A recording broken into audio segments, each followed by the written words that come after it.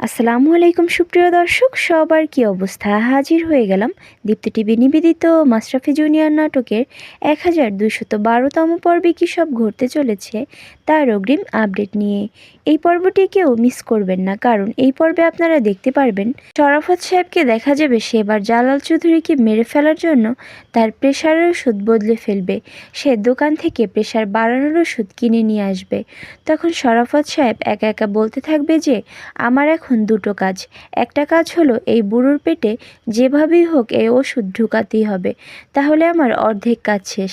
আর দ্বিতীয় নাম্বার কাজ হলো দেখতে হবে সময় মতো যেন কিছুতেই কোনো অ্যাম্বুলেন্স ওখানে যেতে না পারে। সে একা একা হাসতে হাসতে আরও বলতে থাকবে যে এই দুটো কাজ করতে পারলেই আমার আর কোনো কাজ নেই, আর আমার বাকি কাজ তো করে দেবে চেয়ারম্যানের ওই নাজুক হার্ট। আর অন্যদিকে আপনারা দেখতে পারবেন জালাল চৌধুরীকে দেখা যাবে সে শেরওয়ানি ও পাগড়ি পরার সময় তার মেয়ে নওরিনের কথা ভেবে তার প্রেশার বেড়ে যাবে এবং সঙ্গে সঙ্গে সে সেখানে অসুস্থ হয়ে পড়বে।